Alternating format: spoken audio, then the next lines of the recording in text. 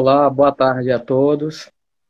É, Vamos começar mais uma live da Engenharia da Computação da Poli.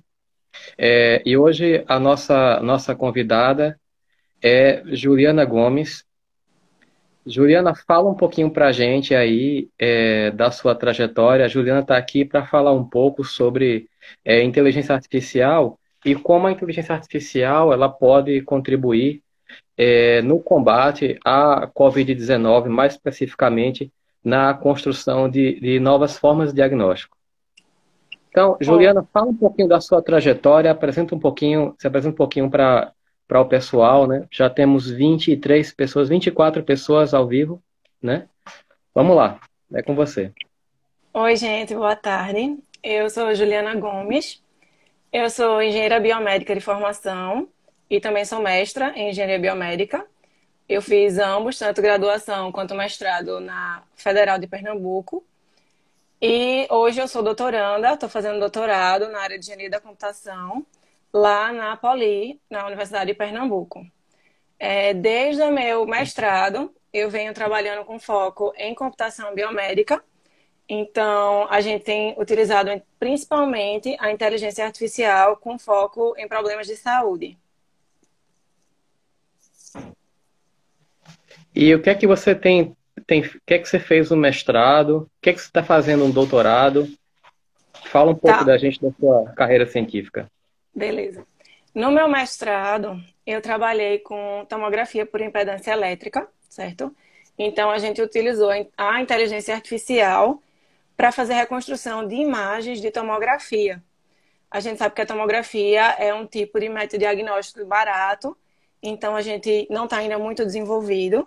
Então a gente investiu nisso, trabalhar técnicas de inteligência artificial para reconstruir essas imagens. Já no meu doutorado, o foco agora está sendo mais na área de neurociência. Então a gente tem trabalhado principalmente com pacientes de epilepsia, que sofrem de epilepsia, né? E também trabalhado com outros tipos de problemas na área de neurociência, como Parkinson e interface cérebro-máquina também. E a gente vem buscando utilizar a inteligência artificial, por exemplo, para auxiliar no diagnóstico da epilepsia. Então, para ajudar esses pacientes. Então, já que você falou em inteligência artificial, né? Como é que você acha que a inteligência artificial ela pode ajudar ou ela poderia ajudar nesse cenário, né, de pandemia da Covid-19? Fala um pouco para a gente. Sim, com certeza a inteligência artificial pode ajudar muito em diferentes contextos, né? Por exemplo, na predição de casos, então a gente conseguir traçar curvas e fazer a predição futura de quantos casos de pessoas infectadas em diversos locais. Também é possível fazer uma predição, por exemplo, espacial, utilizando a inteligência artificial. E também é possível auxiliar bastante na área de diagnóstico, né? A gente conseguir diagnosticar a COVID, que está sendo uma grande dificuldade nessa pandemia. Então, acho que é o que, na verdade, a gente tem investido mais, né, nessa área de diagnóstico. Para o pessoal saber um pouco, quais são os métodos de diagnóstico que têm sido utilizados para a Covid-19 hoje? Fala um pouquinho desse panorama para a gente. Certo. Vê, normalmente o paciente que sente, no caso tem sintomas característicos da COVID, ele vai para uma instituição de saúde, né? Lá é feito um diagnóstico clínico, ou seja, o médico ele vai avaliar realmente aqueles sinais daquele paciente, se corresponde àquilo que ele diz realmente estar sentindo, certo? E aí depois ele vai passar por alguns exames. Hoje o Ministério da Saúde ele coloca um fluxo de exames que devem ser feitos. Então, normalmente o que se faz hoje é primeiro uma radiografia, ou seja, um raio-x do tórax do paciente. Também ele é solicitado que ele faça exames de sangue. E em seguida também fazem coletas de amostras, que é com suave, que na verdade é aquele cotonete grande que é utilizado para pegar a secreção do trato respiratório do paciente. Então, geralmente esse cotonete ele é colocado no nariz do paciente e ele é encaminhado para análise. Esse método hoje, no caso esse suave, ele é encaminhado para fazer o RT-PCR. O RT-PCR, ele é hoje o diagnóstico padrão ouro para a Covid-19. A grande dificuldade que a gente tem com a RT-PCR é a quantidade de dias que o diagnóstico demora para ficar pronto. Então, muitas vezes é difícil se ter uma conduta clínica, um médico realmente medicar e tudo mais, quando não se tem esse diagnóstico. Então, ele realmente demora.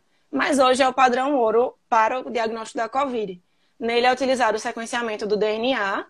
Então, da amostra é coletado o material genético do vírus, e aí é comparado com sequências de DNA conhecidas já. Então, sequências de outro tipo de coronavírus, sequência do próprio SARS-CoV-2.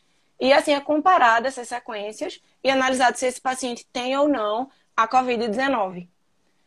Outro tipo de método diagnóstico que está bem conhecido são os diagnósticos por teste rápido.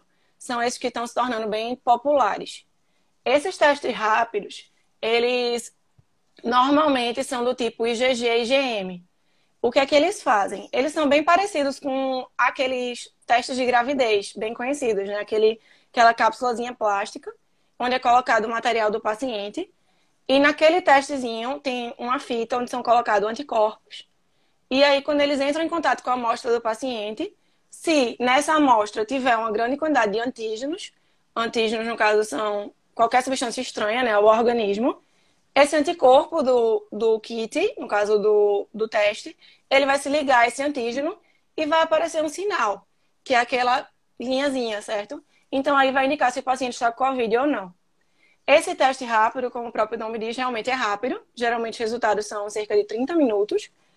Mas a dificuldade a sensibilidade desse teste. Então, eles têm algumas restrições. Primeiro, depende muito do tempo da janela que aquele paciente foi infectado. Então, normalmente, só se consegue detectar COVID quando a carga viral já está grande, que é por volta da segunda semana, geralmente. Então, como é difícil a gente saber quando aquele paciente foi infectado, então, muitas vezes esse teste pode dar negativo para a COVID e, na verdade, o paciente está doente. Assim como também pode acontecer dos testes dar um falso positivo. Porque ali, aqueles anticorpos, eles podem se ligar a antígenos que pertencem a outros vírus. Ou seja, um outro coronavírus, por exemplo. E aí aquele teste dá positivo, mas na verdade a pessoa não tinha Covid e tinha outra virose. Então isso também é possível. Então, por conta disso, a sensibilidade desses testes pode variar desde 34% até 80%. Alguns estudos têm mostrado isso. É uma variação bem grande, não é? Exatamente. Então, é muito fácil a pessoa tá com todos os sintomas e, na verdade, ter um resultado negativo, né? E aí torna bem Uhum. difícil, realmente, o tratamento. E aí, por isso, essas são as dificuldades, né? Os testes rápidos que temos hoje são bastante inespecíficos e o nosso padrão ouro demora bastante, dificultando o tratamento. Então, por isso que a gente vem realmente investindo em novos métodos de diagnóstico, principalmente que sejam rápidos, sejam de baixo custo e sejam acessíveis. Certo. E você está envolvida em um projeto desses, né? De uso de inteligência artificial para um teste rápido, né? Fala um pouquinho Exatamente. desse projeto, qual é a motivação dele, fala como você tem participado, fala um pouco para o pessoal conhecer um pouquinho. Tá. Um desses projetos que a gente tem participado, a gente deu o nome de EGIA. O EGIA é um sistema inteligente onde a gente tem utilizado a inteligência artificial para fazer o diagnóstico da COVID a partir de exames de sangue. Então, como a gente sabe, os exames de sangue fazem parte da rotina, né, no hospital. Normalmente é coletado. É uma coisa amplamente disponível. Então, basicamente, todos os hospitais conseguem coletar sangue dos pacientes. É de baixíssimo custo. Então, a gente se aproveitou dessas vantagens e utilizou a inteligência artificial para tentar prever o diagnóstico daquele paciente. Então, a gente consegue dizer se ele tem COVID ou não. Então, a gente desenvolveu esse sistema, o EGIA, e o EGIA ele não apenas consegue diagnosticar a COVID, ele consegue também fazer uma predição de internamento. Ou seja, baseado naqueles exames de sangue, ele consegue dizer se para aquele paciente o ideal é que ele seja internado numa enfermaria, se ele deve ser encaminhado para uma unidade de semi-intensiva ou se ele deve ir para uma UTI. ou, em caso negativo para todos esses três, ele deve permanecer em isolamento domiciliar. Então, o sistema ele consegue fazer tudo isso. Como é que a gente desenvolveu esse sistema? O Hospital Israelita Albert Einstein, de São Paulo, ele disponibilizou logo no começo da pandemia uma base de dados, certo? Essa base de dados tem cerca de 5.600 pacientes e esses pacientes foram submetidos a mais de 100 exames clínicos. Não são apenas exames só de sangue, também tem alguns exames, por exemplo, como de urina. Então, essa ampla base de dados, a gente pegou ela e utilizou para desenvolver esse sistema. Então, a gente utilizou métodos computacionais de extração de atributos para poder tentar reduzir a quantidade desses exames. Não era interessante que o paciente fosse submetido a todos esses 100 exames para poder ter um diagnóstico. Ia ser mais custoso, levar mais tempo, ia ser mais caro. Então, a gente procurou reduzir essa quantidade de exames e utilizar a inteligência artificial para poder dar um diagnóstico. Então, finalmente, a gente conseguiu chegar numa lista de 39 exames, que essa lista, na verdade, é a lista de exames recomendada pelo Ministério da Saúde. O Ministério da Saúde colocou diretrizes, né, de um protocolo para a Covid-19, e esses são os exames de sangue que eles recomendam.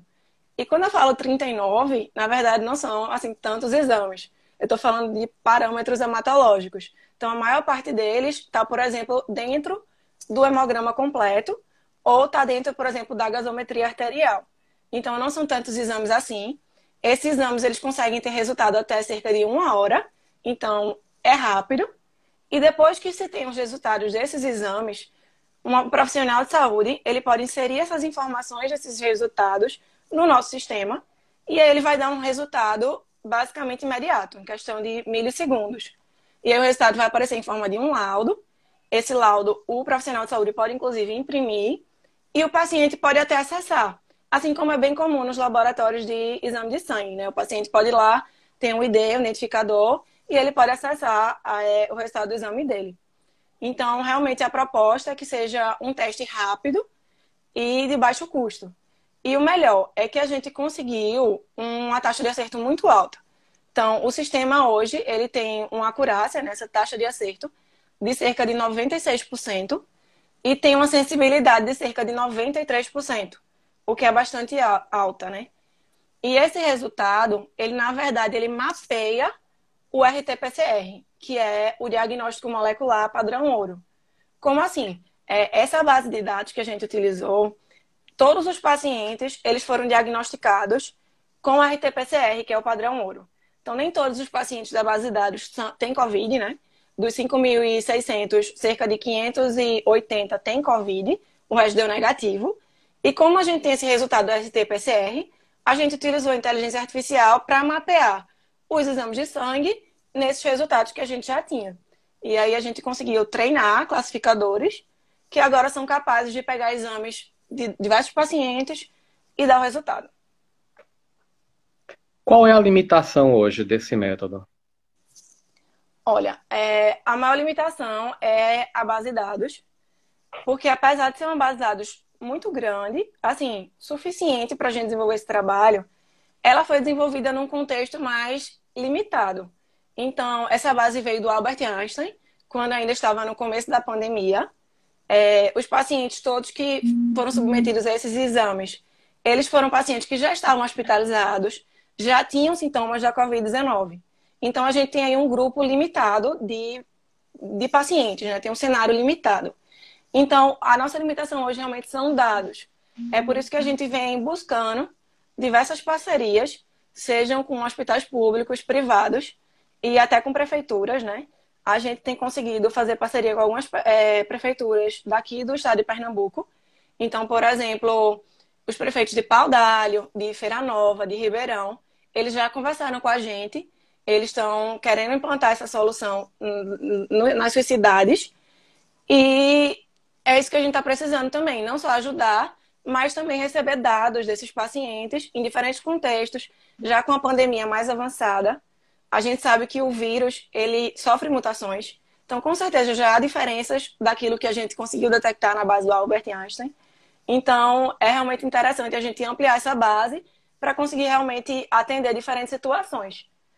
E quem sabe até se a gente conseguir ampliar, a gente consegue testar realmente a população em massa, né?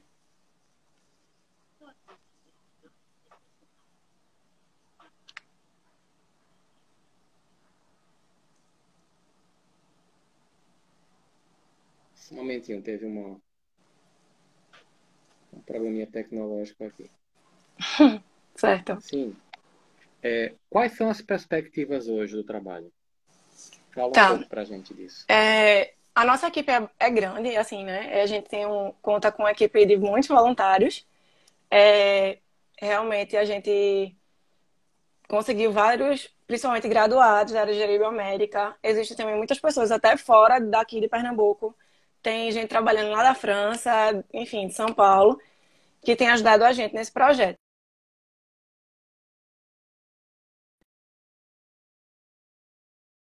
Seu computador, que a gente disponibilizou gratuitamente para fins não comerciais no nosso repositório, no GitHub. E aí, Uhum. desde então, a gente vem investindo agora numa aplicação web, né? Numa versão web para que fique disponível online para as pessoas. Então, a gente está em fase de finalização dessa versão web. Acredito que final dessa semana, no máximo próxima semana, a gente consegue já ter esse site pronto para poder disponibilizar para as pessoas. Então, a perspectiva realmente é que a gente consiga começar a liberar para que as pessoas comecem a.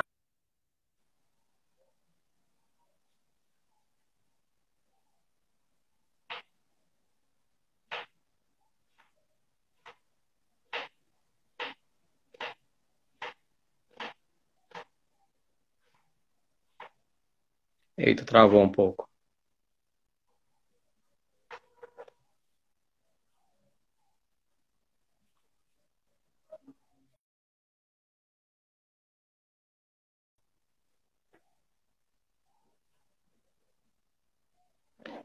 Gente, Juliana saiu, mas a gente travou aqui. Eu vou convidá-la novamente. Por favor, não saiam, tá?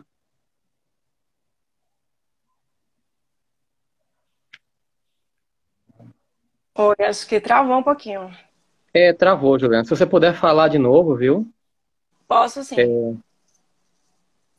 É, Então, como eu vinha falando, o nosso trabalho, primeiro, a gente se preocupou em desenvolver uma aplicação desktop, onde a gente fez os testes e a gente disponibilizou para fins não comerciais gratuitamente, certo? E aí já está disponível no nosso GitHub, no repositório do nosso grupo de pesquisa. E aí, desde então, a gente vem investindo numa versão web, um site, que a gente está em fase de finalização. Acredito que final da semana, no máximo próxima semana, esse site vai estar concluído. Nós estamos testando. E aí a gente vai poder disponibilizar para as pessoas começarem a usar de fato, né? Então a gente conseguir realizar esses testes rápidos. ótimo, muito bem. Vamos ver agora as perguntas, né? Quem tem perguntas para Juliana?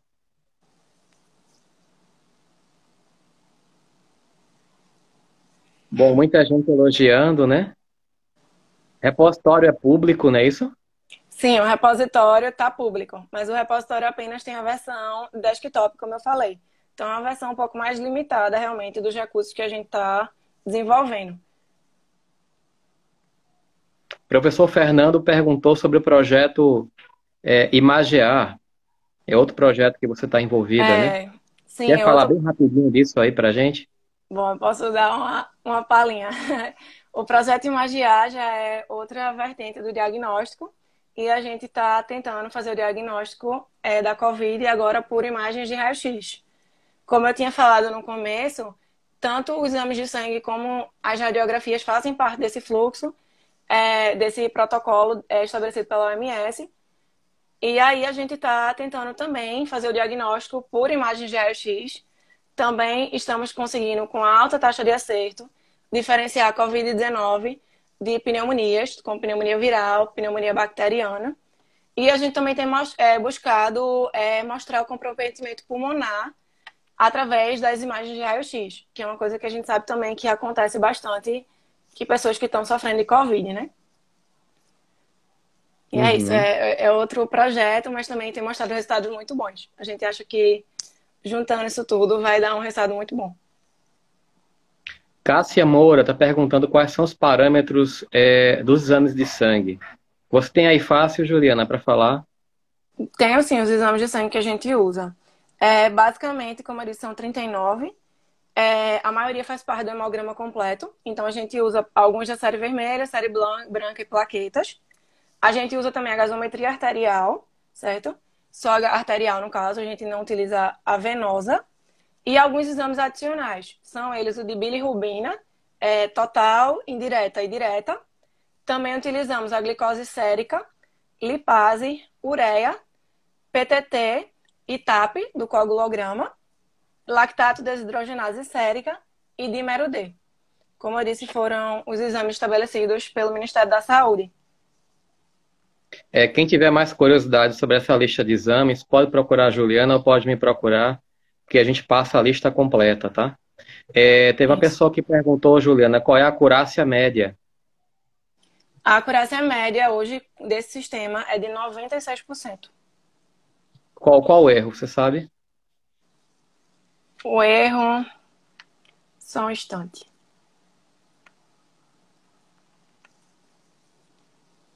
É de 0,69. Esse Uhum. é o desvio padrão, né, dessa taxa. Então, mais ou menos entre 95 e 97, né? Isso, exatamente. É bem pequeno esse erro, então ainda com a gente mantém, né, uma margem muito alta de taxa de acerto. E a sensibilidade e especificidade, que são igualmente muito importantes, né? A gente evita que se tenha uma alta taxa de falsos positivos e falsos negativos. A gente não quer que ninguém com Covid seja diagnosticado saudável, nem ninguém saudável diagnosticado como que tem Covid. Então, também são taxas bastante altas. A gente, de sensibilidade, a sensibilidade média é de 93% e a especificidade média é 92,14%. Também todos com uma taxa de erro pequenininha, na verdade ainda bem menor. O erro da sensibilidade é 0,007. Uhum. É bem preciso mesmo. É. O pessoal está perguntando aí sobre se a base é pública. Eu vou aproveitar e vou responder essa questão. A base que o Albert Einstein forneceu, originalmente ela é pública, mas ela não é uma base com os dados reais. Os dados foram normalizados. Então é importante dizer que Juliana e os outros integrantes da equipe, eles fizeram todo um levantamento de quais são valores de referência e quais são os valores de referência para a condição de hospitalizado, tá? E aí, a partir desse valor de referência para a condição de hospitalizado, é que foi gerada uma nova base, né? E aí, utilizando essa base, é que nós tivemos esses resultados. Então, não é a base normalizada, é uma versão da base que foi devidamente ajustada, né? Juliana, tem também parcerias que estão sendo feitas para a construção de novas bases, não é isso? Exatamente. Como eu tinha falado, né, a gente já tem entrado em contato com algumas prefeituras. Então, na verdade, a gente tem conversado e eles também vão disponibilizar os dados para a gente. Desde o começo da pandemia, já se havia aprovado que os dados de pacientes fossem fornecidos para fim de pesquisa, mas, obviamente, dados anonimizados, né? Então, a gente não tem os dados do paciente em si, apenas o que realmente interessa, que são os dados clínicos. Então, esse pessoal já tem fornecido para a gente alguns dados, assim como a gente também tem buscado e tem surgido parcerias com hospitais públicos e privados. Então, isso tem permitido a gente ampliar nossa base de dados e construir realmente uma base de dados que revele mesmo o cenário atual da pandemia, mais diversificada, né? Uhum. Alguém tem mais alguma pergunta? Vamos ver aqui.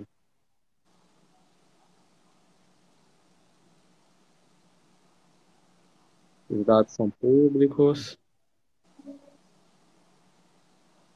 Tem uma pessoa perguntando qual é a contribuição algorítmica do projeto. Queria depois que ela explicasse o que é a contribuição algorítmica para a gente poder responder, né? Tá. Não ficou muito claro, não. Deixa ela se pronunciar de novo. Tem uma pessoa falando aqui que os hospitais deveriam disponibilizar esses dados, né? Como Sim, Juliana com certeza. falou, né? Deveriam sim, né? Mas a gente entende que o cenário da pandemia, essa não é uma opinião minha somente, essa é uma opinião que a gente tem escutado de diversos pesquisadores, inclusive pesquisadores de fora do Brasil, é de que essa questão dos dados, ela pode mudar muito, né? Agora, depois da pandemia do Covid-19. A gente está vendo como é importante a gestão dos dados, né? E o Ministério Público de Pernambuco teve uma iniciativa que foi exemplar, e logo no começo da pandemia, ele publicou, né, uma normativa autorizando que os dados pudessem ser fornecidos para pesquisas, os dados pudessem ser fornecidos anonimizados para institutos de pesquisa, para empresas de inovação, para as universidades públicas e privadas que estivessem fazendo pesquisa no sentido de encontrar métodos de diagnóstico, tratamento e contribuir na luta contra a Covid-19. Então, eu queria aproveitar essa oportunidade, né, agradecer ao Ministério Público por ter tido essa iniciativa, esse insight importante, né, que tem nos ajudado bastante na coleta dos dados. Tem uma pessoa perguntando aí se o exame também tem uma vertente para detectar imunidade ao vírus.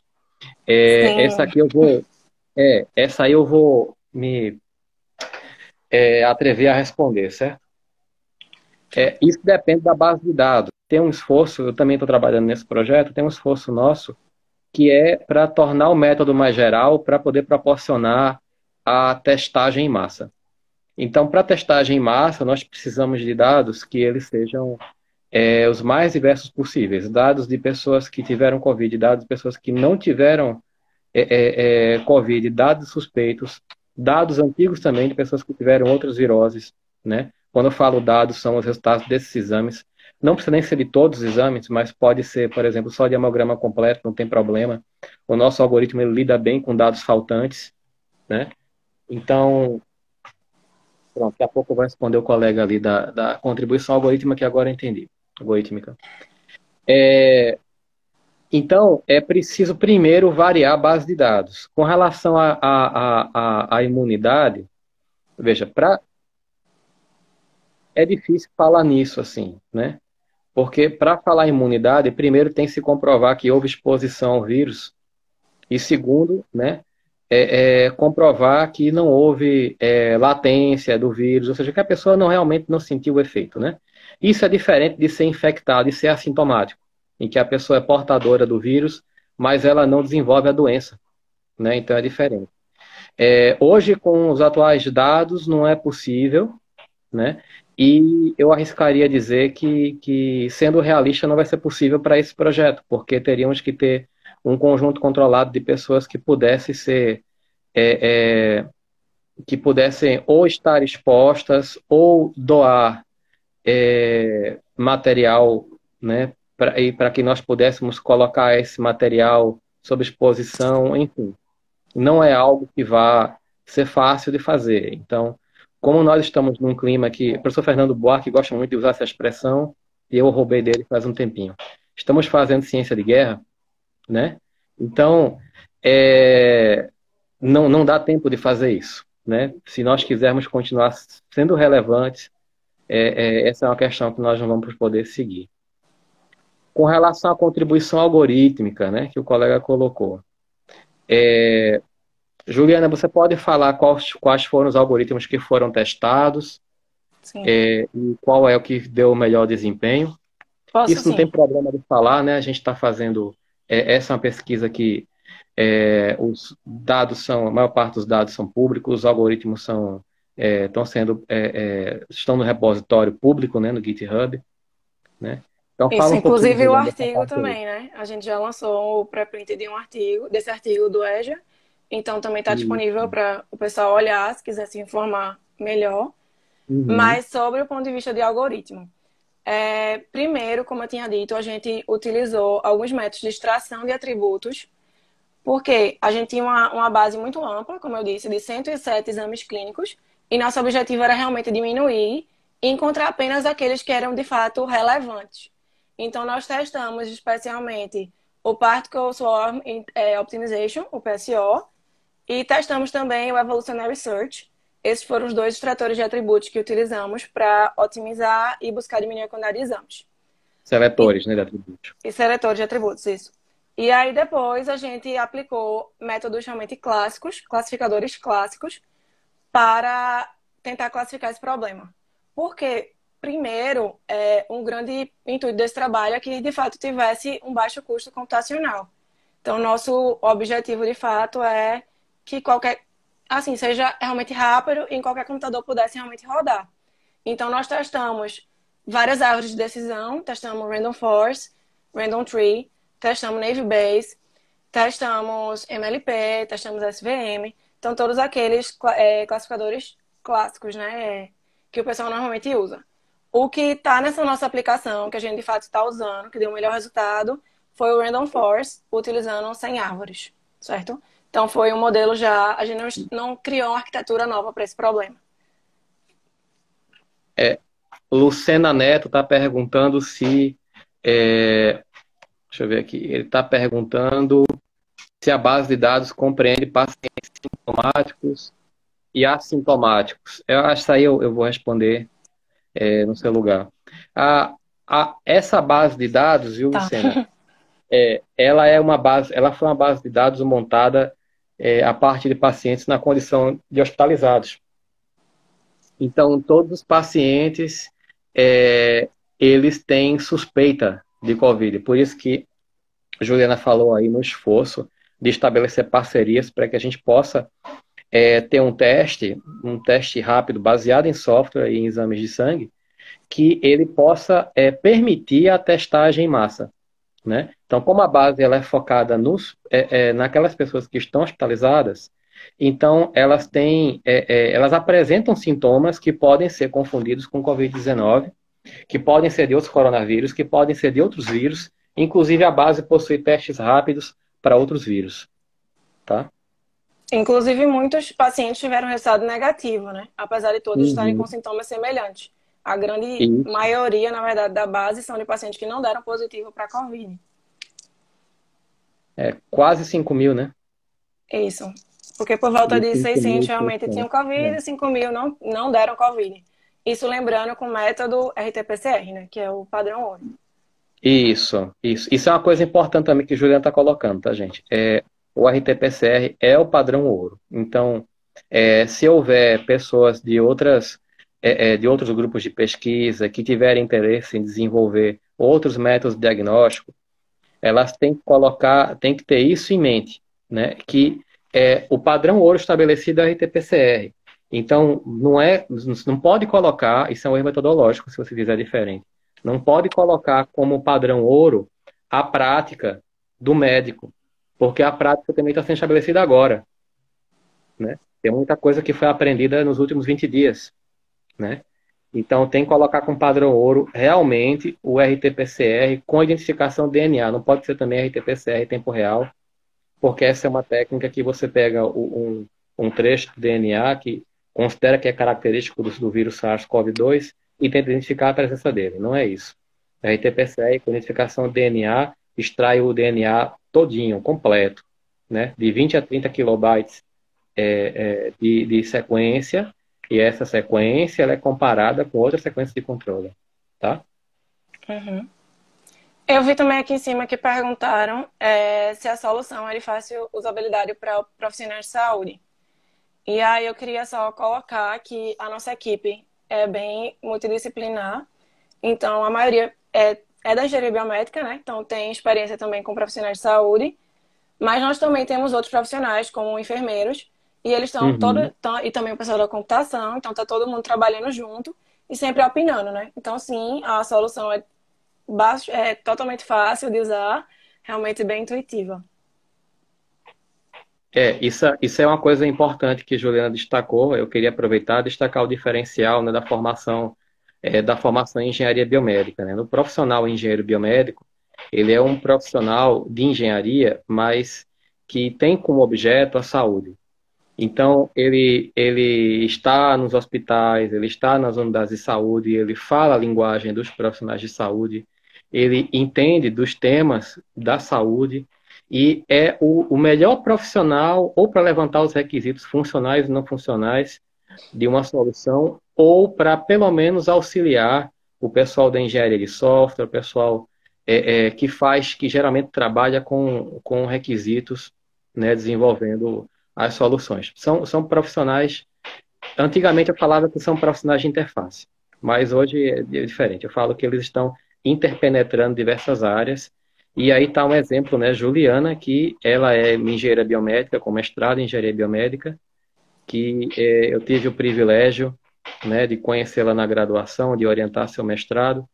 E agora, no doutorado de engenharia da computação, estou tendo também a oportunidade de orientá-la, né? E eu queria aproveitar esse momento que não temos mais perguntas, acredito, né? Para agradecer, né, a presença de Juliana, a presença de todo mundo que ficou até aqui conosco, participando dessa conversa, né? E falar um pouco em nome do programa de pós-graduação em Engenharia da Computação da UPE, né?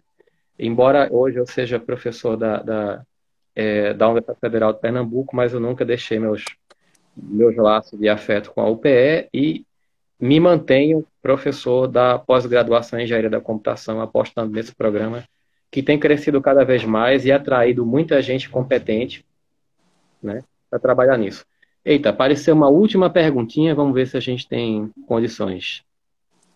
Tem uma pessoa perguntando sobre imunidade de rebanho e tal.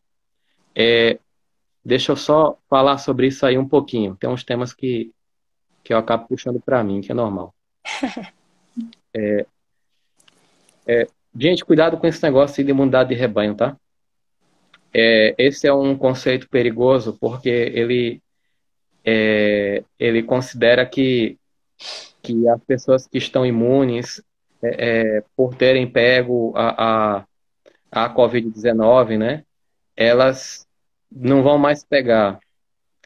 Vejam só, os vírus, eles são. Há quem diga que vírus não são formas de vida, mas esse conceito de forma de vida é baseado na vida tendo como unidade básica a célula. Como os vírus não têm células, só que os vírus evoluem, os vírus se organizam, né? E eles morrem. Então eu os considero como seres vivos. Então os vírus, eles evoluem muito rápido, eles se adaptam muito rápido e talvez eles sejam nossos maiores predadores, né? Então não dá para a gente falar em imunidade de rebanho, porque ainda não se sabe a duração do ciclo do SARS-CoV-2, assim, se o ciclo de mutação. Toda vez que a gente é infectado por um vírus, o vírus troca DNA conosco. Então ele pega material genético nosso e deixa material dele, né, no nosso DNA. Isso significa que ele passa por oportunidades de evolução muito frequentes. Então, a gente não sabe, por exemplo, se o SARS-CoV-2, se ele vai evoluir em menos de um ano, né? Então, continua sendo muito importante cuidar-se, né? Já existem diversas linhagens diferentes do SARS-CoV-2, que têm efeitos diferentes, né? Já existem versões da Covid-19, que elas não estão ainda bem documentadas, mas que elas têm diferenças de sintomas, né?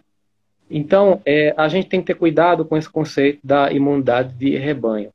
Enquanto a gente não tiver uma vacina, enquanto a gente não tiver remédios específicos, né, para tratar a Covid-19, a gente tem que se cuidar, respeitar o lockdown, né, ficar em casa, né, e seguir todas as recomendações que são colocadas pela OMS, menos pelo presidente, tá? Mas enfim, me pediram que eu não fizesse não, mas eu acabei fazendo. Já foi. Então, a gente tem que continuar seguindo as recomendações, tá bom? Na verdade, a gente só vai aliviar um pouquinho mais quando tivermos remédios e vacinas. Juliana, suas considerações finais. Queria agradecer a oportunidade dessa live, apresentar o nosso trabalho. Obrigado pelo convite e também por todo mundo que assistiu. Obrigada, gente. Pessoal, muito obrigado. Tudo de bom para vocês. E a gente aguarda vocês na nossa próxima live, tá bom? Tudo de Até mais, bom. gente. Cuidem-se. Ciência salva. Valeu. Tchau.